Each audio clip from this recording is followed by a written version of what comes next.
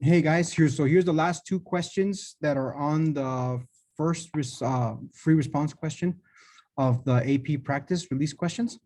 Okay, we worked through some of them today. The last two that we're going to do right now is going to be question G and question H. Okay, so let's go ahead and take a look at question G.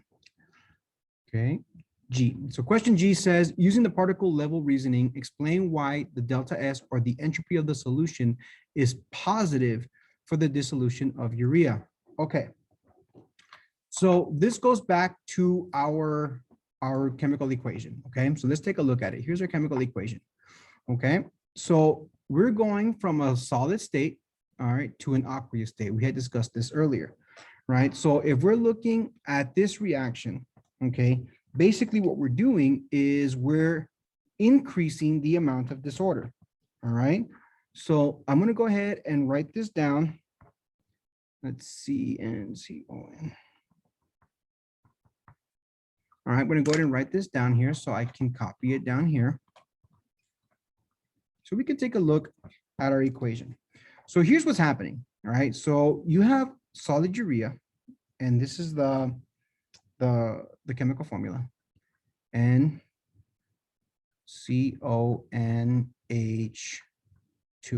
okay? And this is in solid state.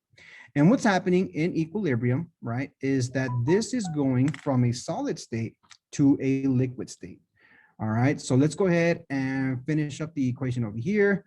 Basically, it's the same compound, but now we are in an aqueous environment. And let's explain what's happening here. Okay, so now this is in an aqueous environment. All right, so remember that delta S of the solution is equal to the entropy, right? Remember that entropy is the level of disorder, right? So entropy equals the amount of disorder in a system of disorder or chaos in a system. Now, I explained earlier that when you're looking at entropy, right, and you're looking at a structure, for example, an ice cube. An ice cube has its water molecules all lined up, right? So I'm going to just pretend that this is your water molecules, right?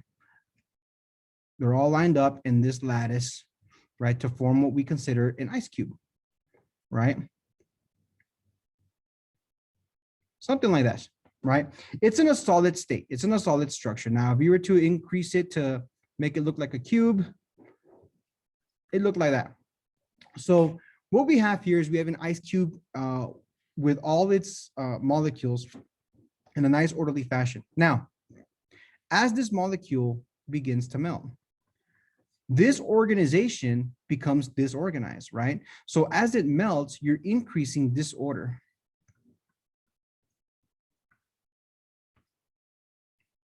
Right? So now your cube kind of looks like this, right? And then you have a puddle of water around it. Okay. The water, so this is liquid H2O, right? The water that has gone off the cube, that has melted off, right? Those water molecules are not as organized as they would have been in the cube, right? In the ice cube, in the frozen state, in the solid state. So basically what we're doing is we're increasing the amount of disorder in the system. By increasing disorder, right? What you're doing is you're increasing entropy. All right. And because we are increasing entropy, right, we're going to have a positive value of entropy. Therefore, entropy is positive, right? It's positive. And the reason it's positive is because disorder is increasing, right?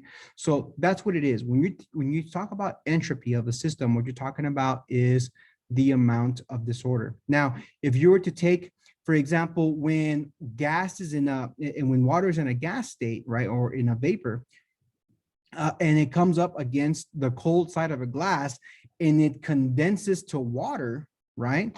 It condenses to water, then what you're doing is you're adding organization, right? You're decreasing the amount of disorder, because when you have a glass of water, right? You have your water in here with your ice cubes or whatever, right? And you have all these little water molecules floating around in the air, right? Once they get on your glass, they begin to condense into liquid water, liquid condensation, right? So if you're condensing the liquid, what you're doing, all right, is you're decreasing disorder.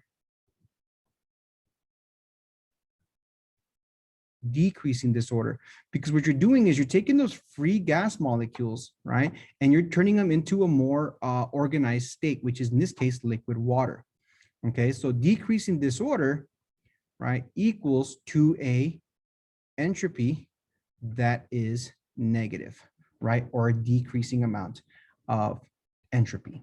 All right, so that's it. There's no calculation for question G. It was just a simple understanding of what is entropy and why the value of entropy is negative or positive. In this case, because we're increasing the amount of disorder, we're taking solid urea, right, in that solid structure, and we're putting it into a liquid water environment. So whatever structure it had as a crystal is now being undone by the dissolution in the water, and thus increasing the amount of entropy, increasing disorder. Okay. All right. So that was question G. Let's take a look at question H. Okay. Question H is going to take a few tables that we're going to take a look at here. Okay. Let's see here. Let's read the question. It says, the student claims that delta S for the process contributes to the thermodynamic favorability of a dissolution of urea at 25 degrees Celsius. Use the thermodynamic information above to support the student's claim. Okay, so here we're not going to do a lot of calculation. I don't think we're going to do any. What we're going to do is we're going to take a look and we're going to take a deeper understanding of what all this stuff is. Okay. When we talked about enthalpy, right, this has to do with the amount of energy, right? Energy of formation. Energy. So this is the amount of energy it takes to form the compound or to do the reaction. For reaction. Okay. That's what we're talking about when we're talking about enthalpy. When we're talking about entropy, we're talking about the amount of disorder. Right? And we just discussed that. So whether a system is going into higher disorder or lower disorder is going to be measured by the change in the entropy of the system. Now, all this stuff here, all this is just fancy mathematics, right? Basically saying the sum of the moles in the particular products, right? What is the entropy of those?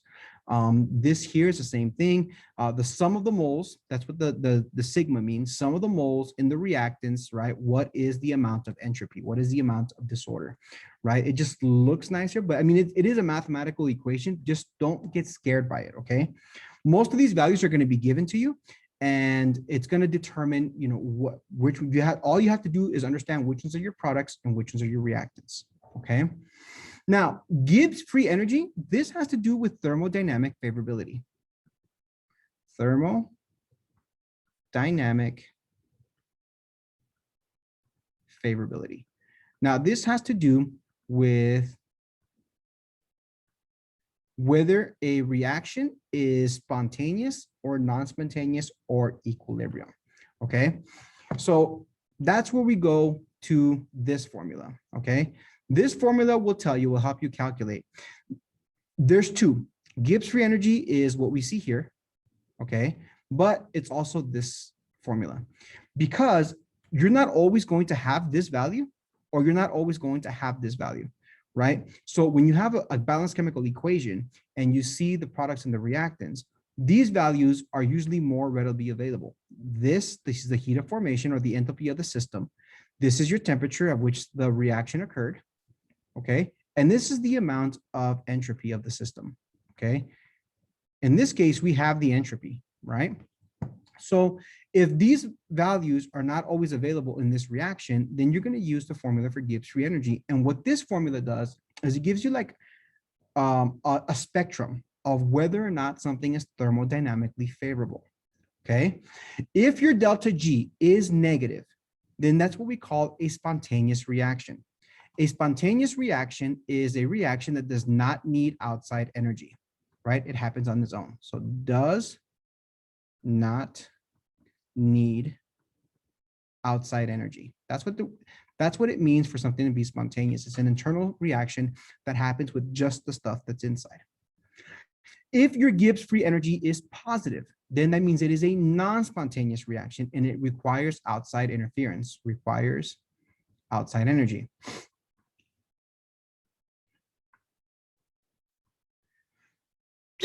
Excuse me.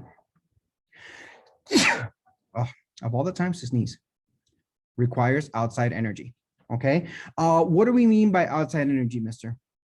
Outside energy is something like where you have to add heat or you have to add energy to the system to make it go, right? So for example, if I have a strip of magnesium, right? If I have a strip of magnesium, nothing happens. Nothing happens. I have to put the strip of magnesium into the fire, for example, for it to kind of catch a flame. And then you have a reaction that makes magnesium oxide. That reaction, in order for it to move forward, needed the heat of the flame or the Bunsen burner to increase the energy to a point where magnesium oxide forms, right? But that required an outside energy. It didn't happen just on its own. So that's what we mean by spontaneous or non-spontaneous. And if your Gibbs free energy is at 0, then you are at equilibrium, meaning that nothing really happens. It's just kind of moving back and forth, and the system is just flowing. Okay. Now, when we're talking about thermodynamic favorability, okay, spontaneous reactions are favorable reactions. So if your reaction is spontaneous, then it's thermodynamically favorable. Dynamically favorable. If it is non-spontaneous, then it is unfavorable.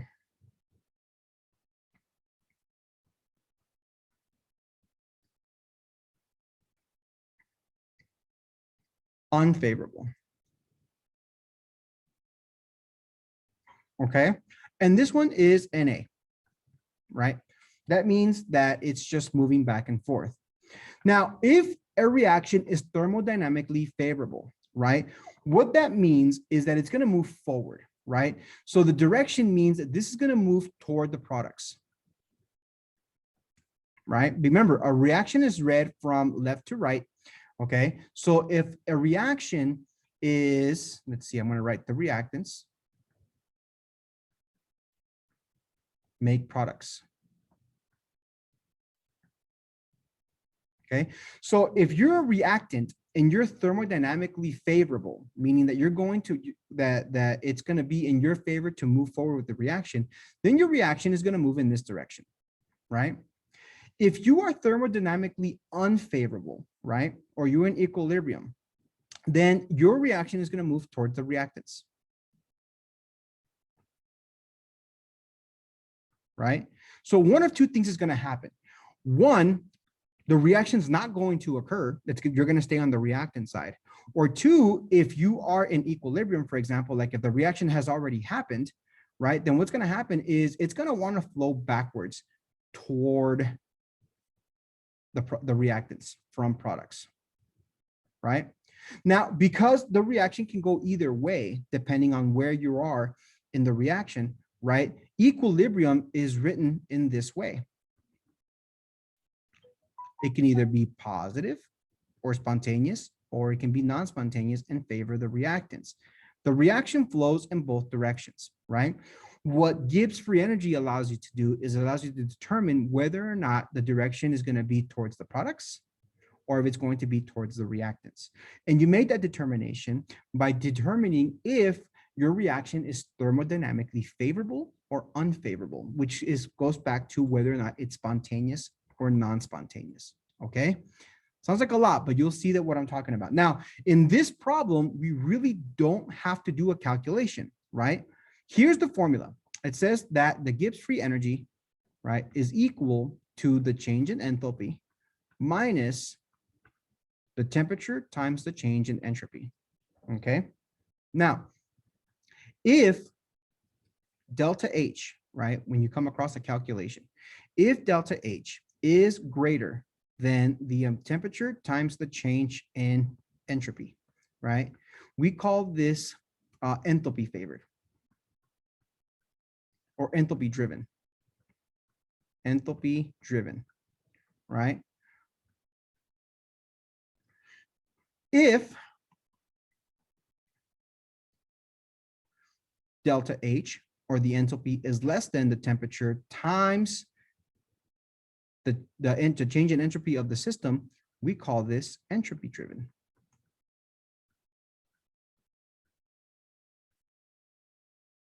Okay, entropy driven. What does that mean? Okay, so if you have your delta H is greater than your entropy, your enthalpy in this case greater than your entropy, then what that's telling you is that the heat of formation is going to be greater than the amount of disorder in the system, right? Conversely, if your entropy is greater than your enthalpy, then the amount of disorder, right, is going to be driven by, or is going to be greater than the amount of the energy needed to form the products. What does that mean? That means that this moves towards the products. So I'm sorry, towards the reactants. And this moves towards the products.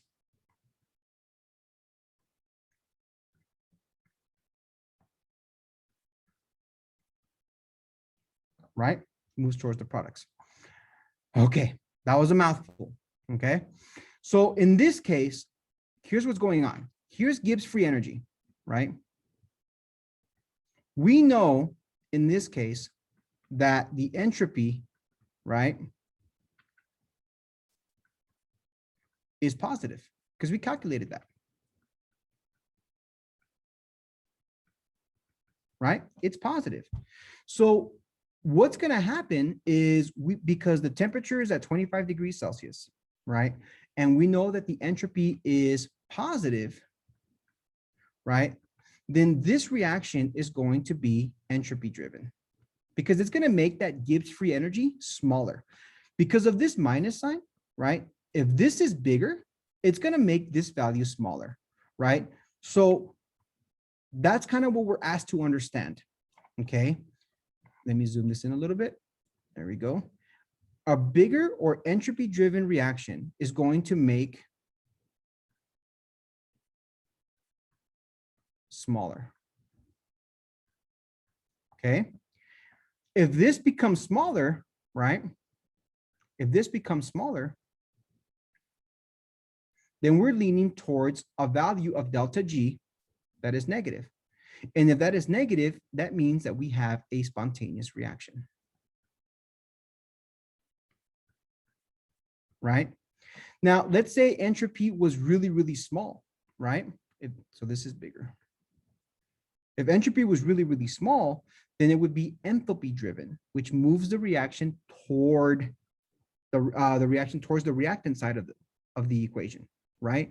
If that happens, then delta G becomes more and more positive, right? Because if you take a big number at your delta H and you subtract a small number, then you have it's going to be more likely that your delta G is going to be positive. If your delta G is positive, then it is a non-spontaneous reaction, right? So even though we're not asked to calculate, because entropy in this case is bigger, right? It's pulling this number smaller towards the negative. And by making delta G smaller, we're making it into a spontaneous reaction. And since we know that spontaneous reactions are thermodynamically favored, right? We just proved, right, that this is not only favored, but it's going to move toward the products.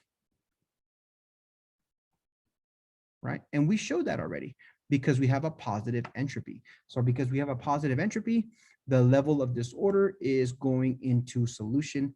We're giving a higher level of disorder, which makes this reaction thermodynamically favorable. I hope I didn't confuse you. If you have any questions, please feel free. I'll be more than happy to explain this again, but just understand a couple of things, okay? A positive delta G is thermodynamically favored because it is spontaneous reaction, no outside energy.